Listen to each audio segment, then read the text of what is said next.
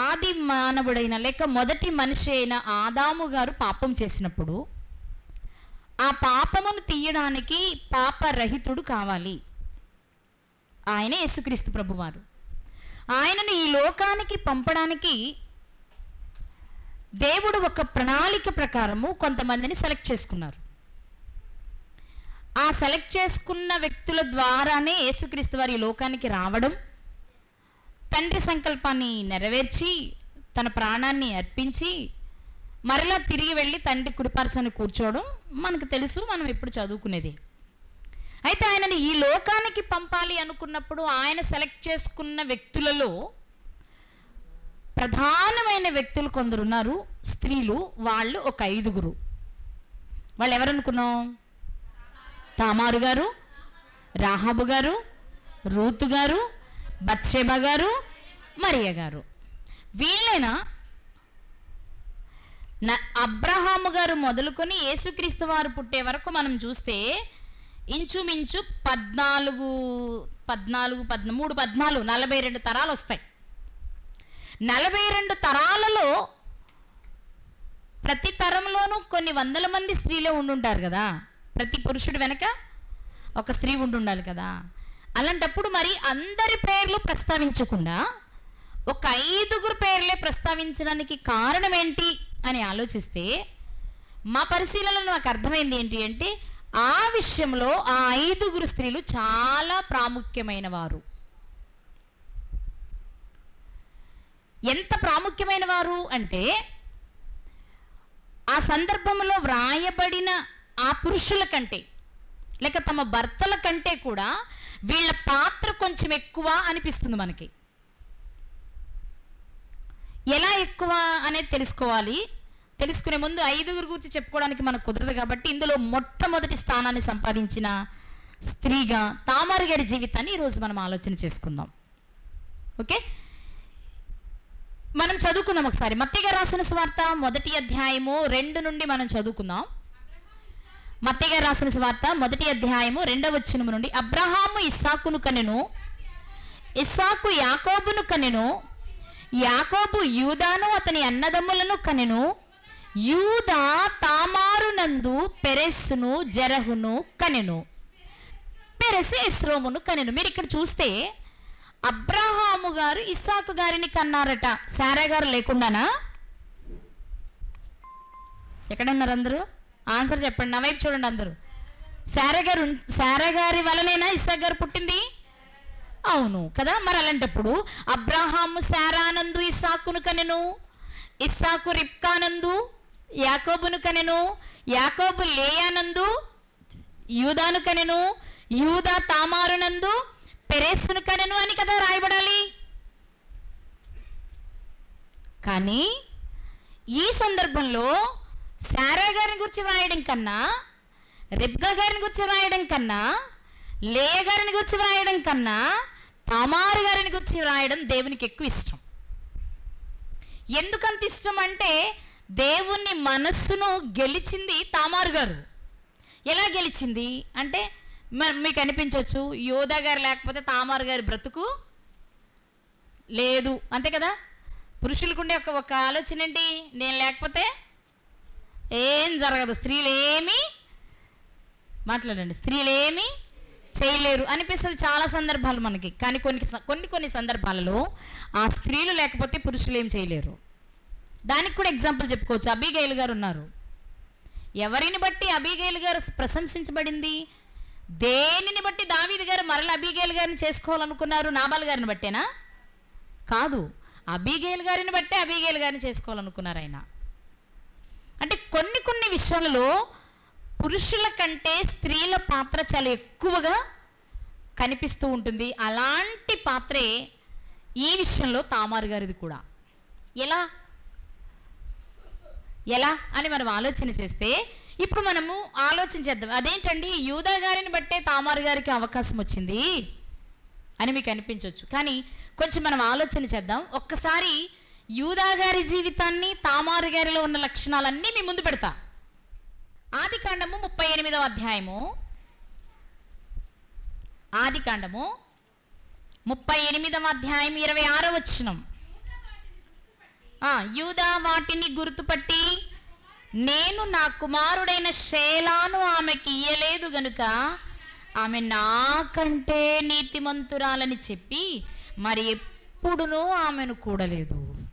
ఇక్కడ భర్త ఒక స్టేట్మెంట్ ఇస్తున్నాడు. ఏమని? ఆమె నాకంటే అమ్మో నీతిమంతురాలు అని. నిజమా? భర్త కాబట్టి ఇచ్చాడు స్టేట్మెంట్, మామ కాబట్టి ఇచ్చాడు స్టేట్మెంట్. అంత మాత్రం నా నీతిమంతురాలా? నీతిమంతురాలు కాకపోతే నీతిమంతుడైన క్రీస్తును ఆమె గర్భం నుండి పంపించడానికి దేవుడు ఇష్టపడేవారు కాదు.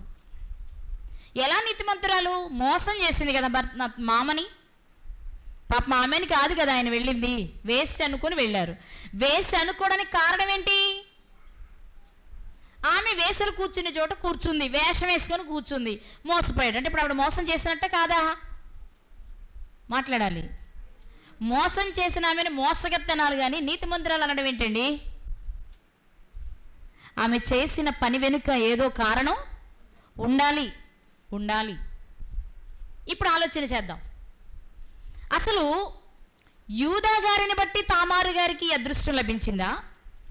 తామారు గారిని బట్టే యూదా గారికి అవకాశం వచ్చిందా అని చూస్తే ఇప్పుడు చూద్దాం. 38వ అధ్యాయం ఆదికాండం 1వ వచనం. ఆ కాలమందు, ఏది ఆ కాలం? వేసవి కాలం, శీతాకాలం, వర్షాకాలాలా, లేక కోతకాలం, నాటుల కాలం, నూర్పుల కాలమా? అదా కాలం అంటే అదా? మరే కాలం చెప్పాలి? ఏది కాలం అది? ఆ కాలమందు అంటే పైన అధ్యాయాల్లో కొన్ని సంఘటనలు జరిగాయి చూడు. ఆ సంఘటనలు జరిగిన కాలంలో ఏం జరిగాయి? అక్కడ యోసేపు గారిని అన్నలందరూ కలిసి నిష్కారణంగా అమ్మేశారు. కారణం ఏమనుందా? అమ్మేయడానికి బలమైన కారణం ఏమనుందా? వాళ్ళకుంది కారణం, అసూయ చేత, మత్సరం చేత అమ్మేశారు కదా. ఇప్పుడు మీరు చెప్పాలి, యోసేపు గారిని పలకరించడానికి పంపించారు తండ్రి అన్నల్ని చూసి రమ్మని. వస్తున్న వాడిని చూడగానే కలలుగానే వాడు వస్తున్నాడు, రోయ్ వీడికంటే మనం నమస్కారం చేయాలంట, వీడిని ఇప్పుడు చంపుదాం, ఎలా నమస్కారం చేయాల్సి వస్తుందో చూద్దాం అనుకొని కక్షగట్టి కొట్టి గుంటలో నెట్టి మళ్ళీ పైకి లేపి అటు నుంచి వస్తున్న ఇష్మాయిలీలకి అమ్మేశారు. అమ్మేసి ఆయన అంగీని తీసేశారు కదా, ఆ అంగీని ఒక గొర్రెపిల్ల రక్తంలో ముంచి తండ్రి దగ్గరికి తెచ్చి, ఇది నీదే, నీ కుమారునిదేనేమో చూసుకో అన్నారు. చూసుకున్న ఆయన గుర్తుపట్టాడు. ఎందుకంటే విచిత్రమైన నిలువుటంగి యోసేపు గారికి వాళ్ళ నాన్న ప్రత్యేకంగా కుట్టించేవాడు కాబట్టి ఊరికి గుర్తుపట్టేశాడు. గుర్తుపట్టగానే చాలా ఏడుస్తున్నారు యాకోబు గారు. అయ్యో నా కుమారుడా యోసేపు, నా ప్రియమైన కుమారుడా, నేను ప్రేమించి చేసుకున్న భార్యకి పుట్టిన తొలి కుమారుడా యోసేపు అని చాలా ఏడుస్తూ ఉంటే వాస్తవంగా ఏం చేయాలి అంటే కుమారులు ఓదార్చాలి. తప్పు చేసినప్పటికీ తండ్రి పడుతున్న బాధ వృద్ధాప్యములు మీరు బాగా చూస్తే యోసేపు గారు పుట్టే నాటికే యాకోబు గారిని గురించి వృద్ధాప్యమందు పుట్టిన కుమారుడని రాయబడింది. వృద్ధాప్యమందు పుట్టినవాడు కాబట్టి ప్రేమించను అనే మాట కనపడుతుంది. ఇప్పుడు యోసేపు గారికి ఇంచుమించు 17-18 సంవత్సరాలు వచ్చేసినాయి. అంటే వాళ్ళ తండ్రి ఇంకా వృద్ధుడు కదా. అంత వృద్ధాప్యంలో తండ్రి ఎలుగెత్తి కొడుకు కోసం ఏడుస్తుంటే ఎంత కోపదారులకైనా ఎంత అసూయపరులకైనా కొంచెం ఎక్కడో మానవత్వం ఉంటే మనసు కొంచెం బాధేస్తుంది, బాధ అనిపించాలి. ఆ బాధలో ఏం చేయాలి అంటే కుమారులు ఓదార్చాలి. అయితే ఏదో కుమారుడు ఓదార్స్తాడు కదండి, యూదానే ఎందుకు ఓదార్చాలి అని మీరు అనుకోవచ్చు. ఇక్కడ యూదానే ఎందుకు ఓదార్చాలి అని నేను అంటున్నానంటే, యూదా గారి కంటే ముందున్న 3 కుమారులు యాకోబు గారికి బాధను కలిగించారు. అర్థమైందా? పెద్ద కుమారుడు తన దాసితో పోవడం వలన రూబేను గారంటే యాకోబు గారికి ఇష్టం లేదు. 2 షిమ్యోను లేవి గారు ఇద్దరున్నారు. ఈ ఇద్దరు దీనా గారి విషయంలో మాట తప్పి వారిని చంపి హంతకులుగా మారిపోయి యాకోబు గారి మనసుకి కష్టాన్ని కలిగించారు. ఇప్పుడు ఆ 3 కుమారులంటే యాకోబు గారికి ఇష్టం లేదు. ఇక ఎవరిష్టం? ఇప్పుడు మిమ్మల్ని అడుగుతాను నేను, అసలు దేవుడు యూదా గారిని సెలెక్ట్ చేసుకోవడానికి కారణం ఏంటంటే, ఈ తండ్రికే నచ్చని వాళ్ళు ఆయనకేమి నచ్చుతారు? అర్థమైందా? వాళ్ళు చేసిన పనులు లోక సంబంధమైన తండ్రికే నచ్చలేదు. ఎందుకు? వారు చేసిన పనులు మంచివి కాదు కాబట్టి. అలాంటప్పుడు పరిశుద్ధుడైన దేవునికి నచ్చుతాయా? నచ్చవు. అందుకే దేవుడు కూడా తన కుమారుని పంపడానికి యూదా గారిని సెలెక్ట్ చేసుకోవడం వెనక ఆంతర్యం ఏంటంటే, ఆ ముగ్గురు చేసిన పనులు ఆయనకి నచ్చలేదు కాబట్టి. అర్థమైందండి? ఆ ముగ్గురు చేసిన పనులు నచ్చలేదు కాబట్టి. మరి యూదా గారు మంచి చేశారా? యూదా గారు ఏమైనా వాళ్ళకంటే మంచోడా అంటే మామూలుగా ఆలోచిస్తే కాదనే చెప్పాలి. కానీ మరి ఎందుకు యూదా గారిని సెలెక్ట్ చేసుకున్నారు అంటే, తప్పకుండా మనం అంగీకరించవలసిన విషయం ఏంటి అంటే, తామారు గారి మంచిని బట్టి. దావీదు గారి కోపం నాబాలు గారి మీద ఎందుకు తగ్గింది? హత్య చేయాలని బయలుదేరిన వాడు వెనక్కి ఎందుకు తగ్గిపోయాడు? నాబాలు గారి భార్య అయిన అబీగయలు గారు తన మంచితనాన్ని, తన ఓర్పుని కనుపరిచి బ్రతిమలాడి దావీదు గారి కోపాన్ని శాంతపరిచారు కాబట్టి. ఇప్పుడు యూదా గారిని సెలెక్ట్ చేసుకోవడం వెనుక కారణం కూడా ఏది అంటే, మ్యాక్సిమం ఏది అంటే తామారు గారి మంచి. ఏంటి ఆమె చేసిన మంచి? యూదా గారు చేసిన చెడేంటి అనే పాయింట్లోకి మనం వస్తే, ఇప్పుడు మనం ఒక్కొక్క పాయింట్ యూదా గారిలో నుంచి చూద్దాం. మొదటి పాయింట్ చూద్దాం. 38వ అధ్యాయం 1వ వచనం. ఆ కాలమందు యూదా తన సహోదరులను విడిచి హీరా అను ఒక అదుల్లామీని యొద్ద ఉండుటకు వెళ్ళెను. అందరిని విడిచిపెట్టేసి స్వేచ్ఛను కోరుకుని ఎగిరిపోయాడు. ఎవరు? యూదా గారు. ఏ స్వేచ్ఛని ఎందుకు అనుకోవాలండి? ఇందాక మోషే గారు ఏలియా గారు లాగా తప్పు చేశాడు కాబట్టి సిగ్గుపడి వెరచి వెళ్ళిపోయాడేమో అని మీరు అనుకోవచ్చు. ఆ మాటకొస్తే అందరూ తప్పు చేశారు. యూదా గారు ఒక్కరే కాదుగా, అందరు కలిసే నమ్మింది యోసేపు గారు నమ్మింది అందరూ కలిసేనా? అప్పుడు అందరూ తప్పు చేసినట్టేగా. ఈయనొక్కడే ప్రత్యేకంగా వెళ్ళిపోవాల్సిన అవసరం ఏమీ లేదు. కానీ ప్రత్యేకంగా వెళ్ళిపోయాడు తన సోదరులను విడిచి అంటే అర్థం ఏంటి?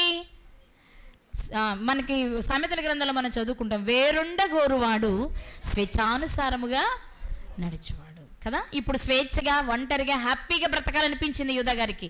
ఒకవైపు తండ్రి పుట్టెడు దుఃఖంలో ఉన్నా ప్రేమించే కుమారుడు లేడని దగ్గరే ఉండి ఓదార్చుదామని, కానీ అక్కడ చెప్పాడు సలహా, ఎక్కడ? అన్నలకి తమ్ముళ్ళకి, ఒరే గుంట్లో పడితే ఏం లాభం వస్తుందిలే కానీ ఈ నమ్ముకుంటే 4 రూపాయలన్నా అని సలహా ఇచ్చింది ఎవరు తెలుసా? యూదా గారే. అక్కడ సలహా ఇచ్చిన వాడు ఇప్పుడు సలహా ఇవ్వచ్చా లేదా? అరే తప్పేదో చేసాంలే కానీ నాన్న చాలా బాధపడుతున్నాడు రా, మనం దగ్గరే ఉండి నాన్నను ఓదార్చుదాం, ఎంతో కొంత అతని బాధని తీరుద్దాం, యోసేపు గుర్తుకు రాకుండా ఆయనకి ప్రేమను చూపిద్దామని ఇక్కడ కూడా ఒక సలహా ఇవ్వచ్చు. కానీ ఇచ్చే ప్రయత్నం అయినా ఈ గోల్లో మనం ఉండడం కంటే మనం మెల్లగా జారుకుంటే మనకు నచ్చినట్టు మనం ఎక్కడైనా బ్రతకొచ్చు అనుకుని ఈయన ప్రయాణాన్ని ప్రారంభించాడు. తానున్న ప్రాంతము నుండి మరొక కనాను ప్రాంతానికి వెళ్ళాడు. దానికి ఒక అన్యుడైన ఒక ఫ్రెండ్ని ఏర్పాటు చేసుకున్నాడు, హీరా అని. ఒక స్నేహితుని ఎంపిక చేసుకున్నాడు. ఆ స్నేహితుని దగ్గరికి వెళ్ళిపోయాడు. పోనీ మంచిగానే వెళ్ళాడు, కొద్ది రోజులు ఉండి వద్దామని వెళ్ళాడు అనుకుంటే మనకు అక్కడ కనిపించే విషయం ఏంటంటే, 2వ వచనం చదువుదాం. అక్కడ షూయా అను ఒక కనానీయుని కుమార్తెని యూదా చూచి ఆమెను తీసుకుని ఆమెతో పోయాను. ఏం జరిగింది? ఇక్కడేమో తండ్రి పుట్టెడు దుఃఖంలో ఉన్నాడు. పెద్దోళ్ళు ముగ్గురు చూస్తేనేమో తండ్రికి దగ్గరికి రానివ్వట్లేదు, మిగిలినోళ్ళు చూస్తేనేమో చిన్నోళ్ళు. అన్ని రకాలుగా మధ్యవర్తిత్వం వహించవలసిన స్థానంలో ఉన్న వ్యక్తి ఎవరు అంటే యూదా గారే. కానీ ఆయన ఏం చేశాడు? బాబోయ్, ఇప్పుడు ఈ వాళ్ళ మధ్యలో నేనుంటే ఇక్కడ కుదరదు కానీ మెల్లగా వెళ్ళిపోయి నేను ఎక్కడో చోట స్వేచ్ఛగా బ్రతుకుదాం అనుకున్నాడు. వెళ్ళడమే ఎక్కడికి వెళ్ళాడు అంటే కనానుకే, అంటే కనాను ప్రాంతంలోనే కదా వాళ్ళు ఉంటున్నది. ఆ కనాను ప్రాంతంలోనే ఒక అన్యుని దగ్గరికి చేరి అన్యుని సహాయముతోనే ఒక కనానీయురాలని చూసుకుని ఆమెతో పోయాడు. అంటే పెళ్లి చేసుకున్నాడు అనుకుందాం మన భాషలో. ఇంతకీ యూదా బయటకు వెళ్ళి చేసుకున్న అమ్మాయి ఎవరు? మీరు చెప్పాలి. కనానీయురాలు. కనానీయులను చేసుకోవచ్చా? ఎవరు చెప్పారు చేసుకోకూడదని? అబ్రహాం గారికి ఏం చెప్పారు? ఇశ్రాయేలీయులకి చెప్పాడు. ఇశ్రాయేలీయులకి చెప్పాడు, మీరు ఆ 7 జాతుల్లో అందరిని వెళ్ళగొట్టండి, ఎవరిని చేసుకోవద్దని. అబ్రహాం గారికి కూడా చెప్పాడా? అబ్రహాం గారికి చెప్పారా? అబ్రహాం గారికి చెప్పడం అంటే అబ్రహాం గారికి పర్సనల్గా చెప్పాడు, నువ్వు అక్కడి నుంచి వచ్చేస్తున్నావు, ఇక్కడ నువ్వు చాలా జాగ్రత్తగా ఉండాలి అని.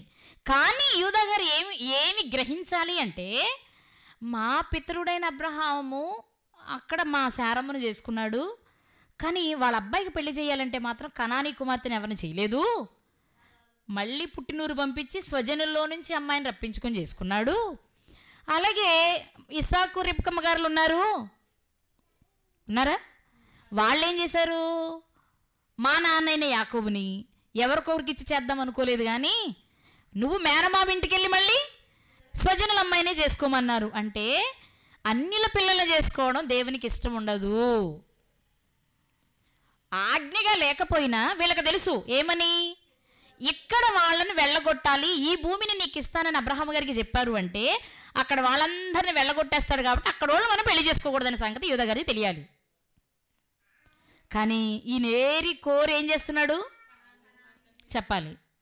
కనాను కుమార్తెల్లో ఎవరు? షూయ అనే వ్యక్తి యొక్క కుమార్తెను వివాహం చేసేసుకున్నాడు. మొట్టమొదటి మిస్టేక్ ఏంటి అంటే, దుఃఖంలో ఉన్న తండ్రిని సహోదరులను విడిచి ఒంటరిగా వెళ్ళిపోవడం ఆయన చేసిన మొదటి మిస్టేక్. ఇక రెండేంటి అంటే, ఒక అన్యజాతి స్త్రీని వివాహం చేసుకోవడం. 3, ఆమె వలన 3 కుమారులను కన్నాడు. ఎంతమందినండి? 3 కుమారులను కన్నాడు. మీకు మాట చెప్తాను, మీరు ఇది మాట్లాడుతుండగానే మీకు మరో కుటుంబం గుర్తుకు రావాలి. 3 కుమారులను కన్నాడు, 3 మంచిగా పెంచలేకపోయాడు. తన కుమారులు, యూదా గారి కుమారులు దేవునికి నచ్చినట్టు బ్రతకలేదు. సరే, చిన్నోడు 3వ వదిలేద్దాం, శైలా గారిని. కానీ మిగిలిన 2 మీరు చూస్తే ఆ 2 మనసే మంచిది కాదు. అక్కడ రాయబడిన మాట మీరు చూస్తారు ఒకసారి. ఆదికాండం 38వ అధ్యాయం 6వ వచనం. యూదా తన జ్యేష్ఠ కుమారుడైన ఏరునకు తామారు అను దానిని పెళ్లి చేసెను. యూదా జ్యేష్ఠ కుమారుడైన ఏరు యెహోవా దృష్టికి చెడ్డవాడు గనుక దేవుడే చంపేశాడట. మీరు ఇది చదువుతున్నప్పుడు చాలా మంది జీవితాలు మీకు కనెక్ట్ అవుతాయి. ఫర్ ఎగ్జాంపుల్, యూదా గారి జ్యేష్ఠ కుమారుణ్ణి దేవుడే చంపేశాడు. దేవుడే అంటే దేవునికి నచ్చని భయంకరమైన పాపాలు చేస్తూ బ్రతుకుంటాడు. అది ఏదైనా మనకు తెలీదు. ఏరో చేసిన పాపం ఏంటి అనేది మనకు తెలీదు, కానీ దేవునికి నచ్చని భయంకరమైన పాపం చేశాడు. కానీ కొంచెం ఊహిస్తే మనకి ఏలీ గారి కుమారులానే ఉన్నారేమో అనిపిస్తుంది. కన్ఫర్మ్ చేయండి, నేను అర్థమైందా మీకు? ఏలీ గారి కుమారులు, ఇంకా చెప్పాలంటే ఫీనేహాస్ గారి భార్య లాంటి వారే తామారు గారు అనుకోవచ్చు పోల్చుకుంటే. మీరు ఒక్క మాట ఏంటి అంటే, యూదా గారు తన పిల్లలను చక్కగా పెంచలేకపోయాడు. ఎందుకు చెప్పాలి? ఎందుకు పెంచలేకపోయాడు? ఎందుకంటే దేవునితో సంబంధం కలిగిన తండ్రితో సంబంధాన్ని తెంచుకుని బయటకు వచ్చాడు. ఇంకా దేవుని గొప్పతనము ఇతని మనసులో మెదలదు. వచ్చినోడు ఏమైనా పోనీ ఆ జాతి ప్రజల్లో తన స్వజనుల్లో ఎవరైనా చేసుకున్నారంటే అన్ని జాతి స్త్రీని చేసుకున్నాడు. నేర్పితే ఆమె ఏమి నేర్పుద్ది? అన్ని ఆచారాలని నేర్పిస్తుంది. కాబట్టి పిల్లలు దేవుని గూర్చి తెలుసుకోవడానికి ఆస్కారం లేకపోయింది. కాబట్టి ఏరు ఎలా పెరిగాడు అంటే పరమ దుర్మార్గుడు. దేవుడే చూసి చంపేశాడట. అది చదువుతున్నప్పుడు ఎంత భయంకరమైన స్థితిలో ఉంటే దేవుడు చంపాడు అన్నప్పుడు వెంటనే మనకి ఏలీ గారి కుమారుల దగ్గరికి వెళ్ళిపోవచ్చు మనం. యెహోవా వారిని చంపదలిచను కాబట్టి తండ్రి చెప్పిన మాట యందు వారి లక్ష్యము ఉంచలేదు అని ఏలీ కుమారుల గురించి వ్రాయబడిన మాట. అయిపోయింది. పెద్ద కుమారుడు చనిపోయాడు. ఇప్పుడు రెండో కుమారుడు. అప్పుడు ఉన్న సంప్రదాయం ఏంటి అంటే, పెద్ద కుమారుడు చనిపోయి కోడలు ఉందనుకోండి, మరిది ధర్మం జరిగించవచ్చు.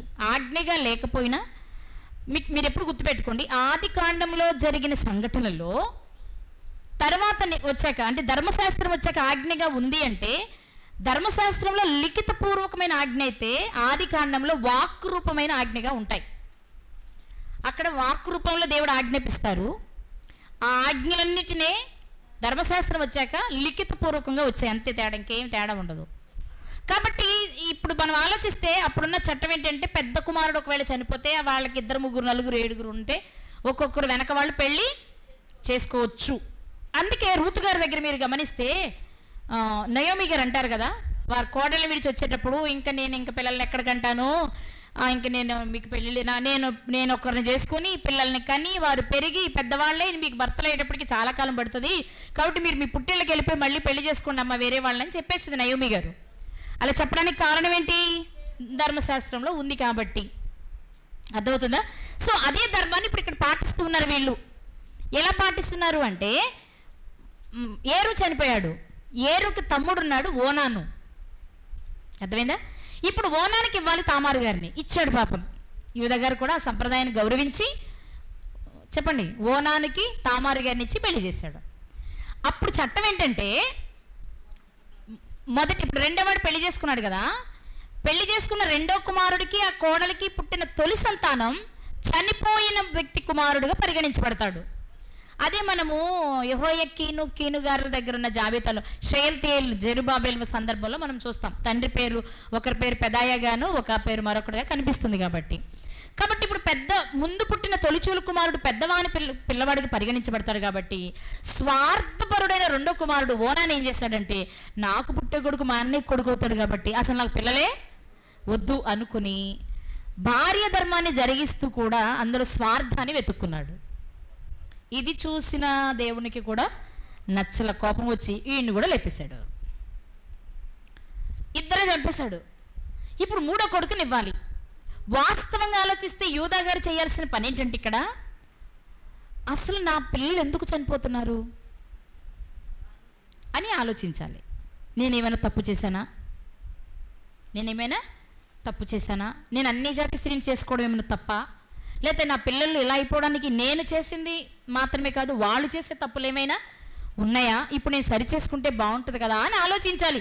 అలా ఆలోచించారు కాబట్టే నయోమి గారి జీవితం ధన్యమైంది. ఆమె అలా ఆలోచించింది కాబట్టి వెనక్కి తిరిగి రాగలిగింది. అర్థమవుతుందా మీకు? ఇప్పుడు ఇక్కడ కూడా యూదా గారు ఏం చేయాలి? అరే, నా తండ్రిని విడిచిరావడం నేను చేసిన తప్పేమో, అన్ని జాతి స్త్రీని వివాహం చేసుకోవడం నేను చేసిన తప్పేమో, నా పిల్లల్ని సరిగ్గా పెంచకపోవడం నేను చేసిన తప్పేమో, వీటన్నిటికీ మార్గం ఏంటి అని ఆలోచించాలి. అలా చేయకుండా ఆయన ఏం చేశాడు తెలివిగా? మీకు తెలిసిన విషయాలు కాబట్టి నేను కథలా చెప్పుకెళ్తున్నా. ఈయన ఏం చేశాడు? కోడల్ని పిలిచి, అమ్మా తామారు, మూడోవాడు చిన్నోడమ్మా, కొంచెం వాడికి వయసు వచ్చే వరకు నువ్వు మీ పుట్టింటికి వెళ్ళి ఉండు, నువ్వు వెళ్ళు, వైధవ్య వస్త్రాలు వేసుకుని నీ పుట్టింట్లో ఉండు.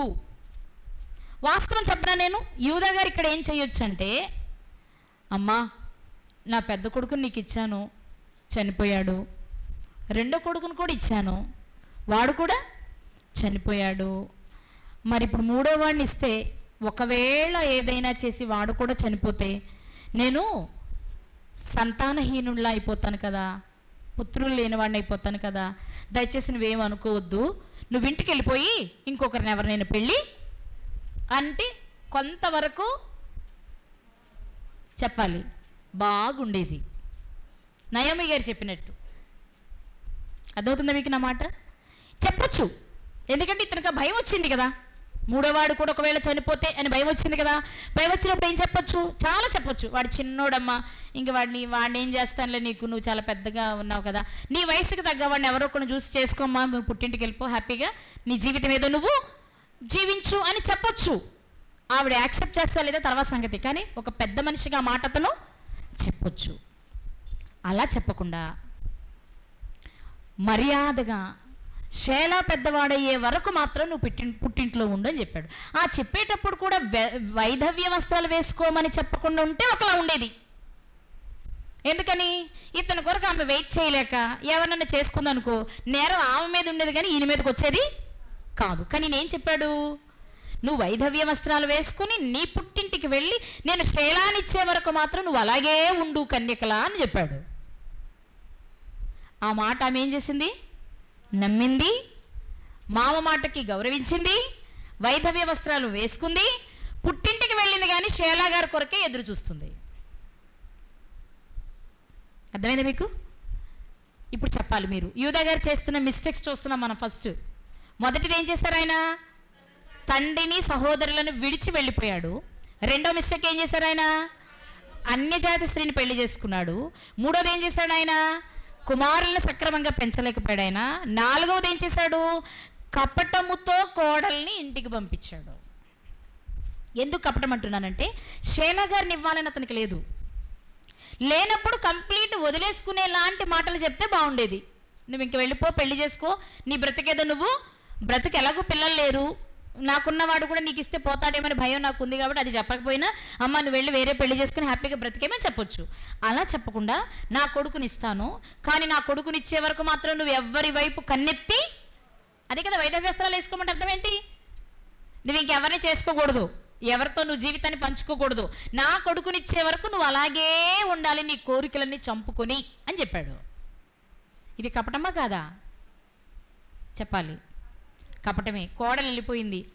మరి చిన్నోడినైనా పిలిచి, అరే నాయనా మనకు చట్టం ఉంది, మీ వదునుంది, మరి మీ ఇద్దరు అన్నలు చనిపోయారు, వాళ్ళకి న్యాయం చేయాలంటే నువ్వు ఆమెను పెళ్లి చేసుకోవాలి అని ఆ చిన్నోడు పెరిగి పెద్దయ్యే లోపే తామారు గారి మీద ప్రేమ కలిగేలా చెప్పాలి.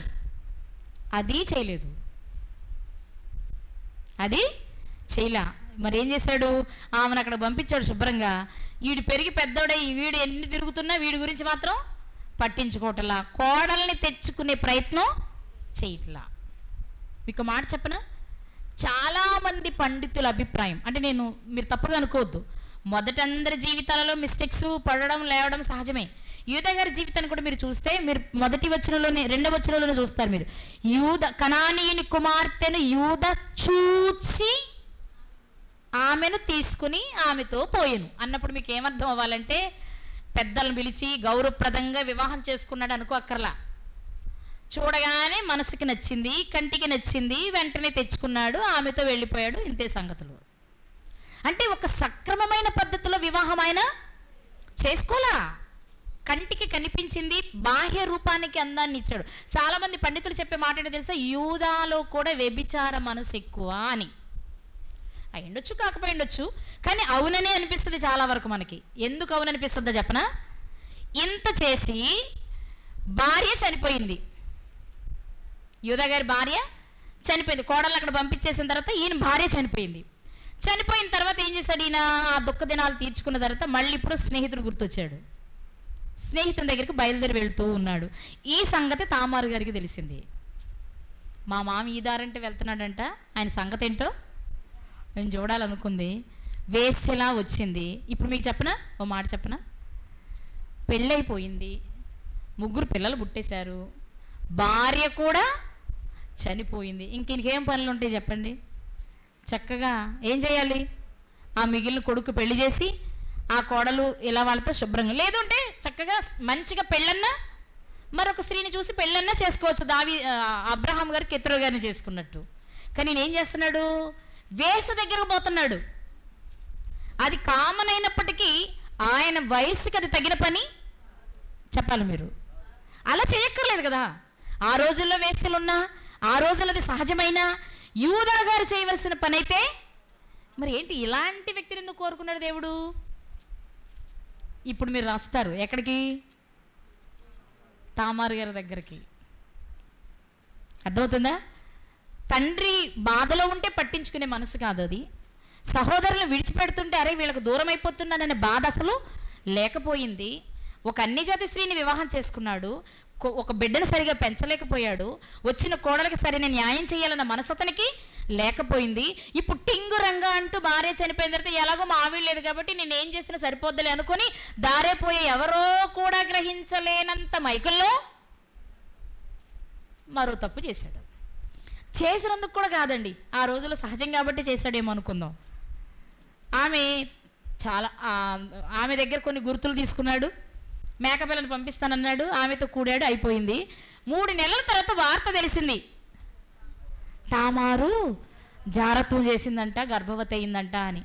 అప్పుడు ఏం చెయ్యాలి? ఒక పెద్ద మనిషిగా మీరు చెప్పండి. ముసలోడిని నేనే ఉండలేక వేసే దగ్గరికి వెళ్తే, మరి పడుచు పిల్ల ఇద్దరిని చేసుకుని భర్తల దగ్గర ఎలా కాపురం చేయాలో నేర్చుకున్న అమ్మాయి, మరి ఆమెకి కోరికలు ఉంటాయి కదా, ఏమోలే కాలు జారిందేమోలే అని కదా అనుకోవాలి. మామూలుగా జెన్యున్గా ఆలోచిస్తే చెప్పండి మీరు. నేను ఓపెన్గా మాట్లాడుతున్నాను, ఏమనుకోవద్దు. మన సందర్భం మనం అలా ఎక్స్ప్లెయిన్ చేసుకోవాలి, తప్పదు. మామూలుగా తను ఏం ఆలోచించాలి? ముసలోడిని నేనే ఇలా ఉంటే పాప ఆమె ఏం చేస్తుందిలే, ఏమైనా తప్పు చేసిందేమో, పోన్లే ఎక్కడ తప్పు చేసిందో మరి అతను ఎవరో కనుక్కొని ఆమె సరైన వాడైతే అతనికి ఇచ్చి పెళ్ళి చేసేయండి, నా కొడుకు నేను మళ్ళీ వేరే పెళ్లి చేసుకుంటానులే, చేసేదేముందని చెప్పాలి పెద్ద మనిషి అయితే. కానీ ఆయన ఏం చేశాడు? లాక్కురండి రా బయటికి, అగ్నేసి కాల్చేద్దాం. అవునా? అయితే నీదైతే ఒక రూలు, మరొకరిదైతే. మనిషి నిజంగా స్వార్థ ప్రియులు. ఒక రకంగా చెప్పాలంటే కొడుకునివ్వడం ఇష్టం లేదు కదా ఆయనకి, ఇది ఒక అవకాశమే కదా, మంచిగానే చెప్పి ఆమెను ఒక దారి చెయ్యొచ్చు కదా. మరి ఏదో జాగ్రత్తం చేసిందన్నారుగా, ఉండలేకపోయిందేమోలే, పోన్లే మరి ఆమె దారిని చూసుకోమనండి, మా చిన్నోడికి వేరే అమ్మాయిని చూసి పెళ్లి చేసేస్తామంటే చక్కగా గౌరవప్రదంగా ఉంటుంది. యూదా గారిని గౌరవించాలనిపిస్తుంది. పెద్ద మనిషికి ఆలోచించాడండి, ఎదుటివారి మనస్సును కూడా అర్థం చేసుకున్నాడండి అనిపిస్తుంది. అలా కాకుండా నీ కొడుకులేమో దుర్మార్గులే చచ్చిపోయారు, ఇద్దరు ఉన్నవాడినేమో నీ ఇష్టానుసారంగా పెంచుతున్నావు, నువ్వు చూస్తేనేమో బాగానే చచ్చిపోయిందని బాధన్న కూడా లేకుండా దారంట పోయి ఏ దానమ్మ కనపడితే ఆ దానం వెంట తిరుగుతున్నావు. నీ కోడలు మాత్రం నీ కొరకు నీతిగా ఉండాలి. ఇలాంటి పురుషులే ఎక్కువ. అంటే స్త్రీలో మంచోళ్ళని ఏం కాదులే, కానీ ఇలాంటి పురుషులు ఎక్కువ. వాళ్ళ కుటుంబాల్లో పరువు పోకూడదు, వాళ్ళ పిల్లల జీవితాలు నాశనం కాకూడదు, ఎదుటోళ్ళు మాత్రం ఏమైపోయినా పర్వాలేదు. ఆయన అన్న మాట చూస్తే పైన మీరు చూస్తారు ఒకసారి, 38:24 రమారమి 3 నెలలైన తరువాత నీ కోడలకు తామారు జారత్వము చేశాను, అంతేకాక ఆమె జారత్వము వలన గర్భవతి అయినదని యూదాకు తెలుపబడెను. అప్పుడు యూదా ఆమెను బయటకు తీసుకుని రండి, ఆమెను కాల్చివేయాలి అంటున్నాడు. ఏం చేయాలట? తీసుకురండి, పెద్ద మనుషుల్లో పెడదాం, మరి నిజమా కాదా రుజువు చేసుకుందాం, తప్పైతే పెద్దలు ఉన్నారు కదా శిక్ష విధిస్తారని కదా పెద్ద మనిషి చెప్పాలి. ఏమంటున్నాడు?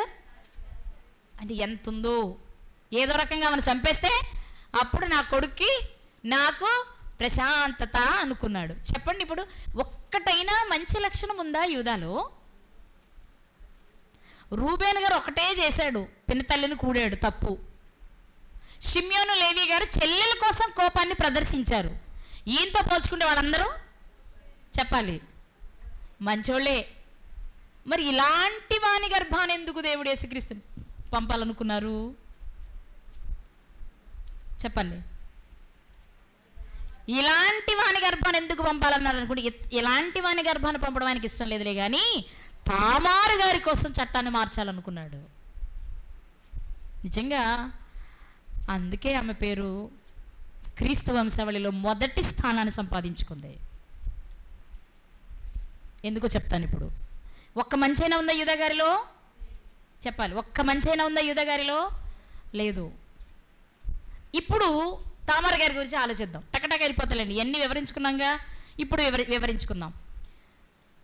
తామారు గారు కూడా కనానీయురాలే. తామారు గారు ఎవరు? కనాను భూభాగంలోని స్త్రీని తెచ్చి పెళ్లి చేశాడు. ఆయన కనానులో నివసిస్తున్నాడు కాబట్టి కనాను స్త్రీని పెళ్లి చేశాడు. ఈమె కూడా ఒక అన్యురాలైనప్పటికీ ఏరుని వివాహం చేసుకుని ఒక్కనాడైనా భర్త మీద నా భర్త ఇలాంటి వాడు అని కంప్లైంట్ చేయలా. అవునా? ఏరు ఎలాంటి వాడు? దేవునికే నచ్చనంత చెడ్డోడు. నా మాట అర్థమైంది మీకు? ఎవరికి నచ్చనంత? దేవునికే నచ్చలేదు అంటే, దేవుడే చంపేశాడు అంటే ఇతను ఒక వ్యభిచారో దొంగో జారుడో ఏదో అయ్యి ఉంటాడు కదా. మరి ఆ విషయాలను తలచి ఏ రోజైనా మామగారి దగ్గరికి వచ్చి, ఏమండి మామగారు మీ అబ్బాయి పనులు ఏమి నచ్చట్లేదండి, ఒకసారి ఏంటో చూడండి అని ఏ రోజు అని చెప్పిందా? లేక నా భర్త మంచోడు కాదు కాబట్టి నేను నా పుట్టింటికి వెళ్ళిపోతాను, వాడికి ఇష్టం వచ్చినట్టు తిరుగుతూ ఉంటే నేను నాకు ఇష్టం వచ్చినట్టు తిరుగుతానని ఏమైనా అందా? అనొచ్చా? అనడానికి అవకాశం ఉందా? నా దారి నేను చూసుకుంటానండి, నా బ్రతికేది నేను బ్రతుకుతాను, ఈ వ్యభిచారితో నేను కాపరం అని చెప్పొచ్చు తామారు గారు. ఎందుకంటే అతన్ని గూర్చి చెడ్డవాడు అని చెప్పడానికి దేవునికే నచ్చనంత చెడ్డవాడని రాయించేశాడు దేవుడు. అది రాయించిన తర్వాత తామారు గారు కూడా ఆ విషయాన్ని కంప్లైంట్గా చెప్పొచ్చు, అతన్ని వదిలి వెళ్ళిపోవచ్చు. కానీ ఏరు చనిపోయే వరకు ఏరుకే కాపురం చేసింది. నా మాట అర్థమైందా మీకు? అంటే ఎంత మంచిది. పోనీ దేవుని ఎరిగిన కుటుంబంలో నుంచి వచ్చిందా? ఒక అన్య కుటుంబంలో నుండి వచ్చిన దేవుని ఎరిగిన కుటుంబంలోని పిల్లల కంటే గొప్పగా బ్రతుకుతుంది. మామకు లోబడింది. నువ్వు వెళ్ళిపోమ్మా అంటే ఏమంది? ఏంటండి వెళ్ళేది? ఎక్కడే ఉంటా, అవసరం నాకు ఒక గది ఇవ్వండి, శేలకు ఒక గది ఇవ్వండి. వాడు పెరిగి పెద్దయ్యి నా భర్తగా నా దగ్గరకు వచ్చే వరకు మీరు ఎప్పుడు అనుకుంటే అప్పటి వరకు నేను ఒక గదిలో ఉంటా, నాకు అన్నీ చూసుకోండి అని చెప్పొచ్చు. అలా ఏమల్లా నువ్వు వెళ్ళమ్మా మీ ఇంటికంటే వెళ్ళిపోతానండి, నువ్వు 5 వస్త్రాలు వేసుకోమంటే వేసుకుంటానండి. మంచిది కాదు? చెప్పండి, మంచిది కాదు? చాలా మంచిది, చాలా మంచిది. దేవుడంటే ఎరుగని కుటుంబంలో నుండి వచ్చిన వీళ్ళు దేవుని ఎరిగిన కుటుంబస్తులై దేవునికి వ్యతిరేకంగా బ్రతుకుతున్నా దుర్మార్గుడైన భర్తకు కూడా లోబడే ఎవరు? తామారు గారు. 2వ కుమారుడిని ఇచ్చారు. పోనీ అతను మంచోడా? 2వ కుమారుడు చేసింది నేను చదివించలే కానీ మీ అందరికీ తెలుసు కదా. అప్పుడు అది ఆ విషయమైన కంప్లైంట్ చేసిందా మామగారి దగ్గరికి వచ్చి? మీరు చిన్నోడు ఏది ఇచ్చాడు, వాడు మంచోడు అనుకుంటున్నాడా, వాడు చేసే పిక్క పనులు మీకు తెలుసా, మామగారు నీ చిన్న కొడుకు ఇలా చేస్తుంటే ఏమైనా చెప్పిందా? లేకపోతే ఇలాంటి వాడితో నేను చేయలేనండి బాబు, నాకు ఈడొద్దు, నేను వెళ్ళిపోతానేమని అందా? తల ఉంచుకుని అలాంటి వ్యక్తికి కూడా కాపురం చేయడానికే ఇష్టపడింది. ఎవరు? ఒక అన్యురాలు. తన కోరికలను చంపుకుని తన ఆశలను చంపుకుని మామగా పెద్దవాని స్థానంలో ఉన్న యూదా గారిని గౌరవిస్తుంది, భర్తగా ఏరు గారిని గౌరవించింది, అదే భర్తగా ఓనాను గారిని కూడా చెప్పాలి గౌరవించింది. ఎక్కడైనా నష్టపోయాను అనే బాధ కానీ, నా జీవితాన్ని నాశనం చేశారని ఆ కుటుంబం వారిని వేలెత్తి చూపడం కానీ తామారు గారు చేయాల. మీరు అనుకుంటారు మరి అంత చేయనప్పుడు ఈ శైల గారిని ఎవరని తెలిసినప్పుడు పెద్ద మనుషులతో మాట్లాడిస్తే సరిపోద్ది కదా, మామగారి దగ్గరికి రహస్యంగా వేసేలా వెళ్ళి ఆయనతో కడుపు చేపించుకోవాల్సినంత అవసరం ఏముంది, మోసం చేయడమే కానీ మీరు అనుకోవచ్చు. అసలు దేవుని సంకల్పంలో తామారు గారి ద్వారా పిల్లలు రావాలని దేవుడు కోరుకుంటున్నప్పుడు ఇవన్నీ జరగాల్సిందేగా. దేవుడు తామారు గారి జీవితానికి న్యాయం చేయాలనుకున్నాడు. తామారుకి న్యాయం ఎలా జరుగుద్ది? చాలా చిన్నోడు కదా, మరి ఇప్పుడు చిన్నోడు పెరిగి పెద్దయినా వాడి గుణం కూడా అంతే అయ్యుండొచ్చేమో, పెద్దోడికి రెండోవాడికి ఏం తీసిపోని తత్వం అయ్యుండొచ్చేమో. అందుకే ఇప్పుడు యూదా తామారు అదే గోత్రంలో ఉండాలి, యూదా గోత్రంలోనే ఉండాలి ఇశ్రాయేలీయురాలుగా.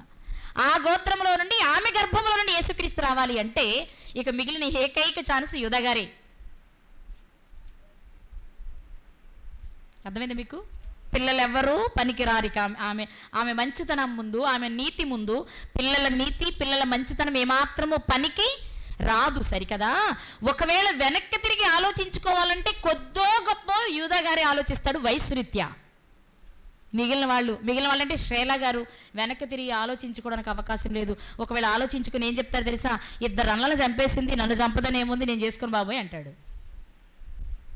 ఆమెను నష్టజాతకురాలుగా చూస్తారే తప్ప వాళ్ళ వైపు ఉన్న తప్పుని బయట పెట్టరు. కాబట్టి ఇప్పుడు దేవుడు ఏమనుకున్నాడు తెలుసా? తామారు కోసమైనా యూదా గోత్రంలో నుండి నేను నా కుమారుని పంపించాలి, తామారిని నేను హెచ్చించాలి. అంటే ఏం చేయాలి? వరుస కూడా సబబుగా ఉండాలి. అంటే ఆయన మామగారే కాబట్టి చెల్లుబాటు అవుతుంది.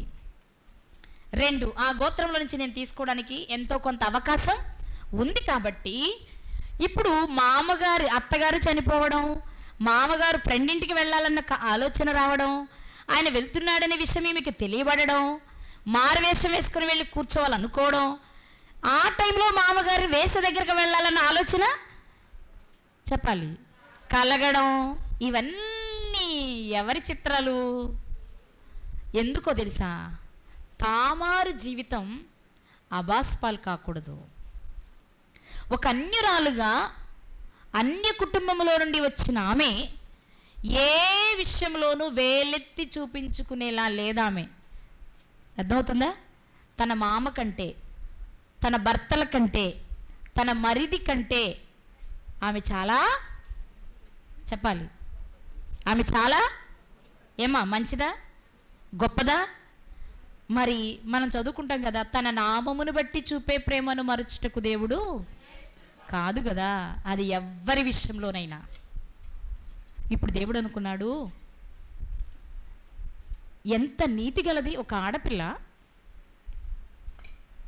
పుట్టింటికి వెళ్ళినా మరి తల్లిదండ్రులు అనుండ్రా, మీ మామగారు ఏం పట్టించుకోవట్లేదు, మీ మరిదని నీకు ఇచ్చేటట్టు ఏం లేడు, ఇంకా నువ్వు ఎంతకాలం వీళ్ళ మడిగట్టు కూర్చుంటావు, ఎంతకాలం వైదవ్య వస్త్రాలు వేసి కూర్చుంటావు, తీసాయి రంగు బట్టలు వేసుకో, ఎవడో ఒకడికి నువ్వు నచ్చుతావు, ఎవరో ఒకరు ఏదో తలమాసినోడు నీకు దొరుకుతాడు, మీ పెళ్లి చేసేస్తామని తల్లిదండ్రులు అనుండ్రా. కానీ నేను అలా చేయను. ఎందుకు? నా మామగారు నాకు మాట ఇచ్చారు, ఏదైనా ఉంటే నేను ఆయనతోనే తేల్చుకుంటాను తప్ప నేను తప్పటడుగు వేయను. ఎంత నీతండి. అంతేకాదు, మామగారి దగ్గరకు వేశ్య వస్త్రాలు వేసుకుని వెళ్ళినప్పుడు కూడా దొరికిపోకుండా చాలా జ్ఞానంగా ఆలోచించారు ఆవిడ. మరి నేను వస్తాను నీతో, నాకేమిస్తావు? మేకపిల్లని ఇస్తానమ్మా, ఇప్పుడు ఇస్తావా? లేదు, మందు నుండి పంపిస్తాను. మరి అది వచ్చేవరకేంటి? గ్యారంటీ ఉండాలి కదా. నువ్వు గ్యారంటీ కాదు, ఎందుకంటే మీ నాన్నే మీ అన్నల్ని వదిలేసి వచ్చినోడు నువ్వు, నన్ను వదలవని ఏముంది అనిపిస్తుందండి. ఆడపిల్లలు ఆలోచించరా? అన్నీ అబ్జర్వ్ చేయాలని ఉదయం రిబ్కా గారి జీవితంలో చూసాము మనం. ఇప్పుడు అబ్జర్వ్ చేసుకుంటుంది ఎవరు? అసలు నా భర్తలు ఇలా అయిపోవడానికి కారణం ఏంటి? ఓ, మా మామగారి దగ్గర నుంచి వచ్చిందా? ఆయన ఏం చేశాడు? తాతగారు వదిలేసి వచ్చాడా? అబ్బో, ఇన్ను చాలా ఒక కంట కనిపెట్టుకోవాలి అనుకుంది. అందుకే ఏం చేసింది? ఓకే, నువ్వు మేకపిల్లని ఇస్తానంటే నేను సిద్ధమే, కానీ మేకపిల్ల నా దగ్గరకు వచ్చే వరకు కూడా నాకు ఏదో ఒకటి కావాలి. ఏమి ఇమ్మంటావు? ఓ 100 రూపాయలు ఇమ్మనిలా, 4 రూకలు ఇమ్మనిలా, ఏవి ప్రాముఖ్యమైన వస్తువులు వాటిని అడిగింది. కర్ర, దారం, ఇంకోటి ముద్ర అడిగింది.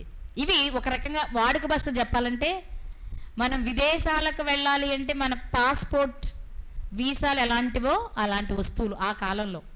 అవి చాలా ప్రాముఖ్యమైనవి. అంటే పోతే పోయినలే అని వదిలేసుకునే వస్తువులు కాదు.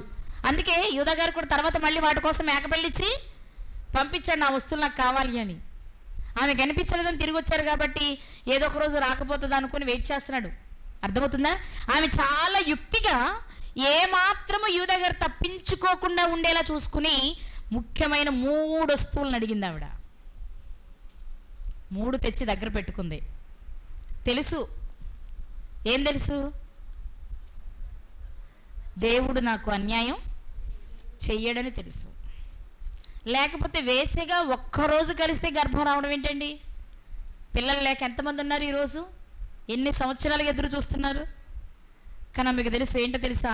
దేవుడు నన్ను విడిచిపెట్టేవాడు కాదు, నా జీవితంలో ఒక అద్భుతాన్ని చేసేవాడు దేవుడు అనుకుంది. ఆసక్తిగా ఉంది. నిజంగానే 3 నెలల తర్వాత ఆమె గర్భవతి అని తెలియగానే నేను అనుకుంటున్నా ఆవిడ ఎగిరి గంతేసి ఉంటుంది. దేవుడు నన్ను చూచాడు, నా నిందను తీశాడు.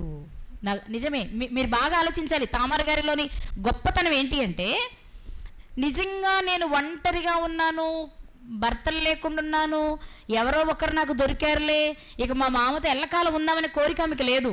మీరు గమనించాలి, ఆమె పిల్లల్ని కన్న తరువాత, వింటున్నారన్నమాట, పిల్లల్ని కనడం అంటే అసలు ఆ ఒక్కసారి మాత్రమే యూదా గారితో ఆవిడ వెళ్ళారు. ఆ తర్వాత ఏనాడు యూదా గారిని కావాలని ఆమె కోరుకోలేదు. యూదా గారు కూడా కోరుకోలేదు కదండి మంచివాడని మీరు అనుకోవచ్చు. యూదా గారు ముసలోడేగా, ఆయన కోరుకోపోయినా పెద్ద ఆశ్చర్యం లేదు. కానీ వయస్సులో ఉన్న ఆడపిల్ల తన కోరికలను చంపుకుని మరలా ఏనాడు మామగారి వైపు, నేను 2 కన్నాను కదా, నీవు నాకు భర్తవే, నాతో ఉండు అనే మాట అడగొచ్చు ఆమె, కానీ అడిగే ప్రయత్నం చేయలా. ఆమె మనసంతా ఎరిగినవాడు కాబట్టే దేవుడు ఆమెను ఊరికే వదిలేయాలనుకోలేదు. ఏమనుకున్నాడు తెలుసా? నీలాంటి నీతిమంతురాలు కావాలమ్మా. బాహ్యంగా చదివే వారికి ఇది అశ్లీలంగా అనిపించవచ్చేమో. లోతు గారి జీవితాన్ని చదువుతున్నా, లేకపోతే తామర గారి జీవితాన్ని చదువుతున్నా అన్నిలు బురద చల్లే ప్రయత్నం చేస్తారు. వాళ్ళ గురించి మనకొద్దు. మనము ఆత్మీయ కోణంలో చూసినప్పుడు ఎందుకు ఆమె అలా చేసింది అంటే, తన జీవితంలో ఆ కుటుంబం ద్వారా ఎంతో నష్టపోయింది. మరలా నష్టం అదే కుటుంబంతో పూడ్చుకోవాలనుకుందే తప్ప తన కోరికలు తీర్చుకోవాలనే ఆలోచన అయితే ఆమెకు లేదు. ఉంటే ఒకవేళ యూదా గారు కాబట్టి సిగ్గుపడో భయపడో తెలియకంటే చేశాను, కానీ తెలిసి నేను ఎలా వెళ్తానని ఆయన సిగ్గుపడి దూరంగా ఉంచొచ్చేమో, కానీ ఆమె ఉంచక్కర్లా. ఆమె ఫైట్ చేస్తే భర్తగా అన్నీ అతను చేయాల్సిందే ఇప్పుడు, కానీ అలా చెయ్యాలి, అలా పొందాలని ఆమె అనుకోవట్లేదు. అందుకే మెచ్చిన దేవుడు ఏం చేశాడో తెలుసా? నీ జీవితాన్ని ఫణంగా పెట్టావు కదా, ఆ కుటుంబం కోసం నువ్వేం చేస్తావు? నీ జీవితాన్ని పెట్టావు, మామను గౌరవించావు, అత్తను గౌరవించావు, చెడ్డవారైన భర్తలకి కాపురం చేసావు, నీ మామ చెప్పిన మాట కొరకు ఎదురు చూసావు, నీ కోరికలు చంపుకున్నావు, నీ జీవితాన్ని ఫణంగా పెట్టావు.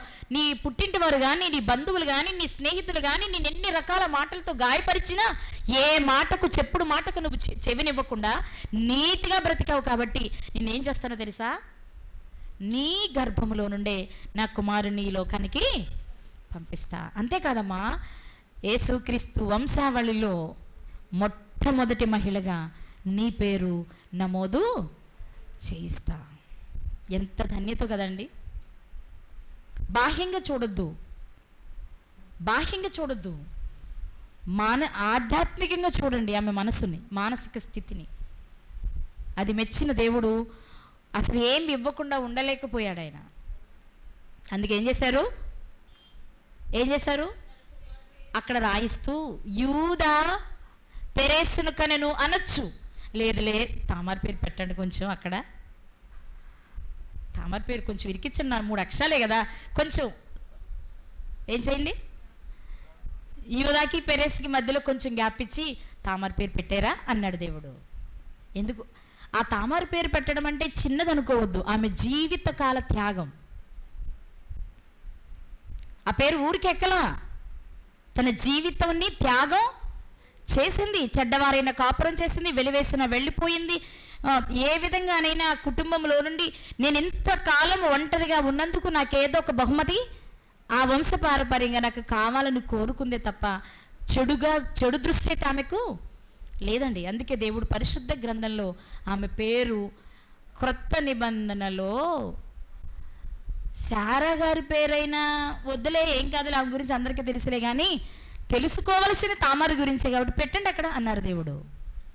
నిజమే, కాలాలు మారినా, యుగాలు మారినా, తరాలు మారినా బైబిల్ చదువుతున్నప్పుడు ప్రతిసారి తామారు గారి జీవితం మనకి ఎప్పటికప్పుడే మన ముందు నిలబడి చెప్తూ ఉంటుంది.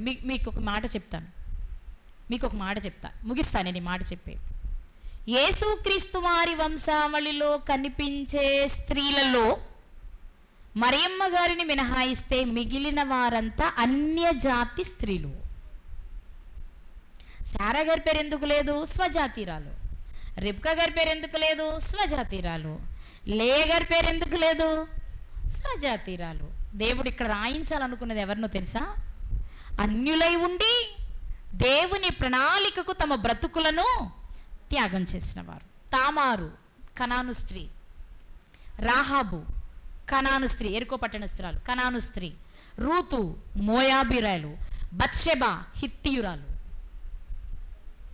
మీకు అర్థం అవ్వాల్సిన విషయం ఏంటంటే, అన్యజాతి స్త్రీలైన దేవుడంటే ఎవరో తెలియకపోయినా, భక్తి అంటే ఏంటో తెలియకపోయినా, తమ బ్రతుకులను 10 మంది మెచ్చేలా బ్రతికిన వారి పేర్లు మాత్రమే యేసుక్రీస్తు వారి వంశవళిలో పెట్టడానికి దేవుడు ఇష్టపడ్డారు.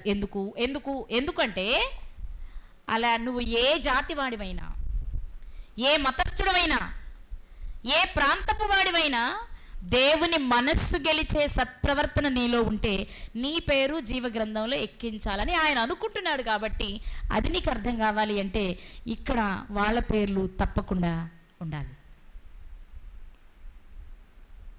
అర్థమైందా మీకు? ఎందుకు తామారు గారి పేరుని ఎక్కించారు, శారా గారి పేరుని ఇక్కడ ఎక్కించలేదు?